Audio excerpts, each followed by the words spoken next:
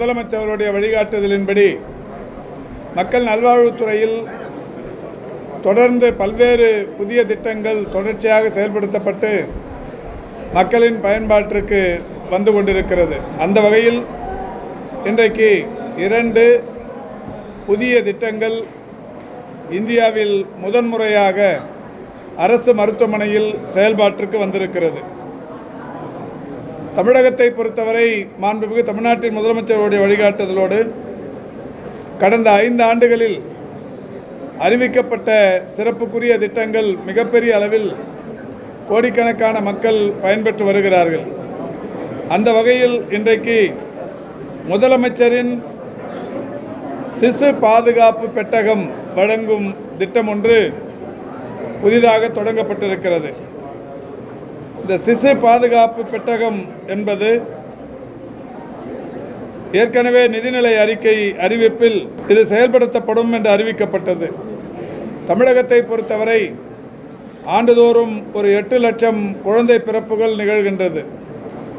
8 லட்சத்தில் ஒரு 4.5 லட்சம் குழந்தை பிறப்புகள் அரசு மருத்துவமனைகளில் நிகழ்கிறது. அரசு மருத்துவமனைகளில் நிகழும் இந்த குழந்தை பிறப்புகளில் சற்றேறக்குறைய ஒரு 20% குழந்தைகள் 2 கிலோவுக்கும் குறைவான எடை குறைவாக இருக்கிற குழந்தைகளாக பிறக்கிறது. இப்பொழுதும் கூட ஒரு 52,000 குழந்தைகள் எடை குறைவான நிலையில் பராமரிக்கப்பட்டு வருகிறார்கள். இதுபோன்ற எடை குறைவான நிலையில் இருக்கிற குழந்தைகளுக்கு ஊட்டச்சத்து மற்றும் நோய் எதிர்ப்பு சக்தியை வலுப்படுத்துவதற்கும் தொடர் கவனிப்பிற்காகவும் இரும்பு சத்து சொட்டு மருந்தும் விட்டமின் D3 மற்றும் மல்டி விட்டமின் சொட்டு மருந்துகள் ஆகிய முதலமைச்சரின் சிசு பாதுகாப்பு பெட்டகம் ஒன்று வழங்கப்படும் என்று அறிவிக்கப்பட்டு 8,07,00,000 மதிப்பீட்டிலான அந்த திட்டம் இன்றைக்கு தொடங்கி வைக்கப்பட்டிருக்கிறது. எழும்பூர் தாய்சேய் மருத்துவமனை வளாகத்தில் இருக்கிற அரங்கத்தில் இன்றைக்கு நானும் துறையின் செயலாளர் அவர்களும் NHM MD உள்ளிட்ட உயர் அலுவலர்களும் எழும்பூர் தொகுதியின் சட்டப்பேரவை உறுப்பினர் அவர்களும் பங்கேற்று இந்த திட்டத்தை தொடங்கி வைத்திருக்கிறோம். அதன்படி இன்றைக்கு இந்த திட்டம் இனி பயனுக்கு வரும் என்கின்ற வகையில் அது தொடங்கி வைக்கப்பட்டிருக்கிறது. இந்த பாதுகாப்பு பெட்டகத்தில் பிறந்த குழந்தை ஒவ்வொரு வாரமும் எந்த அளவில் பராமரிக்கப்பட வேண்டும் என்கின்ற அறிவுறுத்தலை கொண்ட ஒரு சிறிய புத்தகம் ஒன்றும் படங்கள் நிலையில் மிகப்பெரிய அளவிலான பயன்பாட்டிற்கு உரிய வகையில் ஒரு 12 அம்சங்கள் உள்ளடங்கிய ஒரு சிறிய புத்தகம், அதேபோல் எப்படியெல்லாம் அந்த குழந்தை கவனித்துக் கொள்ள வேண்டும், பாதுகாப்பாக இருக்க வேண்டும், எச்சரிக்கையாக இருக்க வேண்டும் என்பது குறித்த ஒரு 12 அறிவிப்புகள் உள்ளிட்ட ஒரு புத்தகமும் இந்த பாதுகாப்பு பெட்டகத்தில் இப்பொழுது தரப்பட்டிருக்கிறது. அதேபோல் தாய்மை செயலி என்கின்ற ஒரு புதிய செயலி ஒன்றும் இப்பொழுது தொடங்கப்பட்டிருக்கிறது. தாய்மை செயலி தமிழ்நாட்டில் தாய்சேய் நல சேவைகளை மேலும் வலுப்படுத்தும் ஒரு முக்கியமான முன்னெடுப்பாகும். தாய்மை செயலி இன்றைக்கு டிஜிட்டல் முயற்சியின் மூலம் கர்ப்பிணி தாய்மார்கள் பதிவு செய்யப்படும் தருணத்திலிருந்து பேறுகால பரிசோதனைகள், பிரசவம், பிரசவத்திற்கு பிந்தைய பராமரிப்பு மற்றும் குழந்தை வளர்ச்சி, தடுப்பூசி கண்காணிப்பு போன்றவைகள் இதன் மூலம் கண்காணிக்கப்படும். எனவே இந்த தாய்மை செயலியும் இந்தியாவில் முதன்முறையாக தொடங்கப்பட்டிருக்கின்ற ஒன்று. பேறுகால பெட்டகமும் தாய்மை செயலியும் இந்தியாவில் முதன்முறையாக அரசு மருத்துவமனையில் தொடங்கப்பட்டிருக்கிற 2 திட்டங்களாகும். இந்த திட்டங்கள் தற்போது தொடங்கி வைக்கப்பட்டிருக்கிறது. இந்த அரசு பொறுப்பேற்றதற்கு பிறகு மாண்புமிகு முதல்வர் அவருடைய வழிகாட்டுதலோடு பல்வேறு சிறப்பு திட்டங்களினால் மகப்பேறு இறப்பு விகிதமும் குழந்தைகளின் மரண விகிதமும் தொடர்ச்சியாக குறைந்து வந்து கொண்டிருக்கிறது. 2021-22 1 லட்சம் மகப்பேறுகளில் தாய்மார்களின் இறப்பு என்பது 90.5 இருந்தது. அது தற்போது 2022-23 52 குறைந்தது. 23, 24 45.5 குறைந்தது. இன்றைக்கு 24, 25 39.5 சரிந்துள்ளது. இது ஒரு மிகப்பெரிய அளவிலான சாதனையாகும்.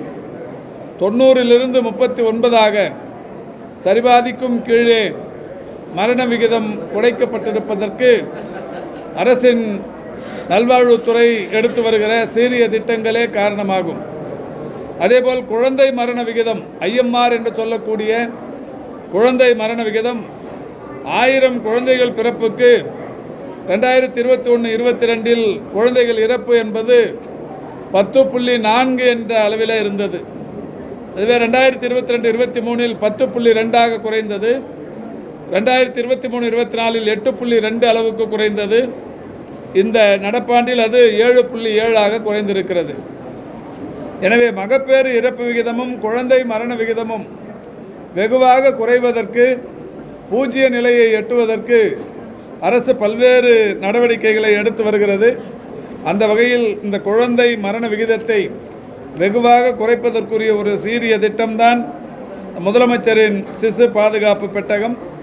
மகப்பேறு இறப்பு விகிதத்தை மிகவும் வெகுவாக குறைப்பதற்குரிய ஒரு சிறப்பு திட்டம்தான் தாய்மை செயலி. இது போன்ற திட்டங்கள் இன்றைக்கு முதன்முறையாக இங்கே தொடங்கி வைப்பதில் இந்த அரசு பெருமை கொள்ளுகிறது. அரசு மருத்துவர்கள் சங்கங்களின் கூட்டமைப்பு ஒரு பேரணி நடத்தி 54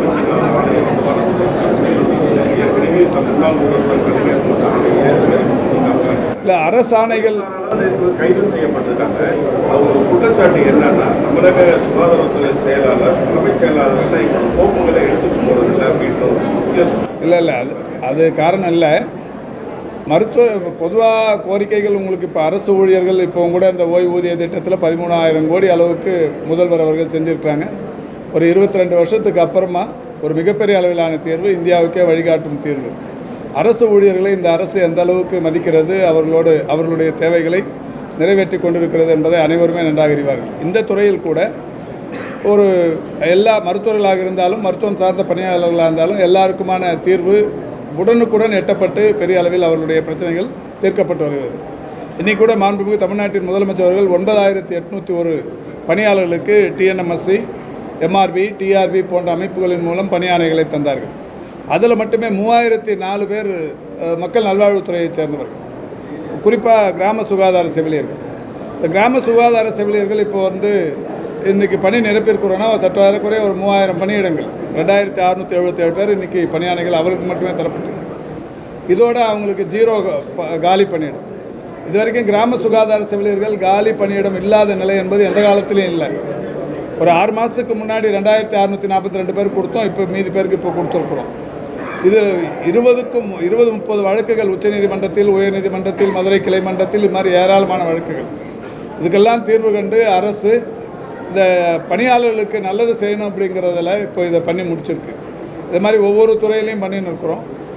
இப்போ அவங்களுக்குரிய கோரிக்கைகள், அரசாணை 154 வந்தது உண்மை, அதுக்கப்புறம் 293 வந்தது உண்மை. இந்த அரசாணைகள் இவங்களை உட்கார வச்சு பேசி தான் பல நல்ல விஷயங்களை இந்த ஆட்சி வந்த உடனே பண்ணியிருக்கிறோம்.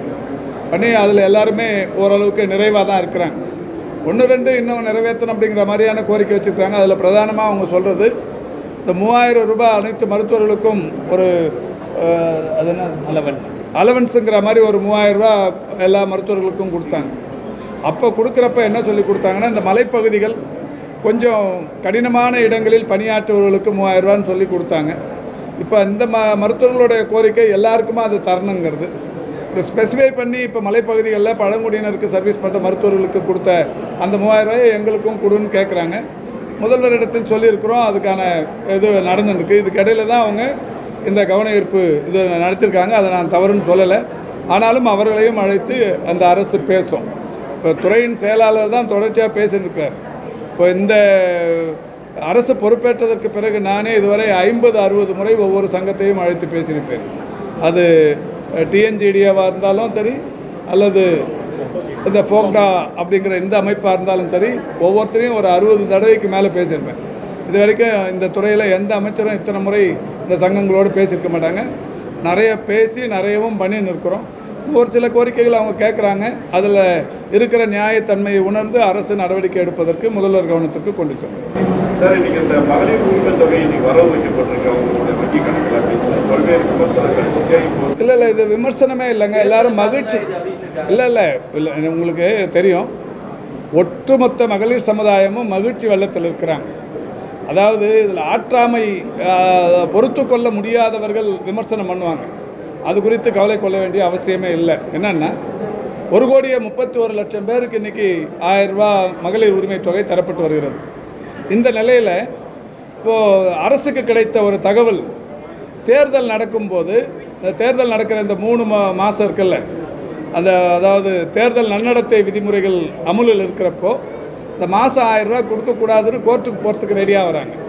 ஸோ இந்த 3 மாதம் அந்த 1000 ரூபா கொடுக்கலன்னா, இப்போ ஒரு 3 வருஷமாக கொடுத்துன்னு இருந்துட்டு இடையில இந்த தேர்தல் காலத்தில் 3 மாதமாக கொடுக்கலன்னா அவங்களுக்கு பாதிப்பு ஏற்பட்டுருமே அப்படிங்கிற ஒரு தாய்மை உள்ளத்தோடு முதல்வர் அவர்கள் அந்த 3 மாதத்துக்குள்ளே அந்த பணத்தை 3000 ரூபாயும் இந்த ஒரு சிறப்பு ஒரு வகையாக இந்த கோடை சிறப்பு ஊதியம் திட்டமாக ஒரு 2000 ரூபாயும் சேர்த்து 5000 ரூபா கொடுத்துருக்குறாங்க.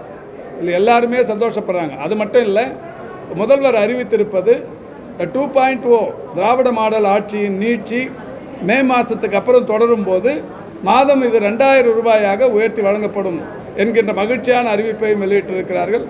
ஒட்டுமொத்த தாய்மார்களும் மகிழ்ச்சியோடு இருக்கிறார்கள். 1-2 பேர் வயிற்றெரிச்சலோடு இருப்பதில் அதில் ஒன்றும் பெரிய விஷயம் இல்லை. அது 1-2 பேர் நீங்களே தெரியும் உங்களுக்கு யார்.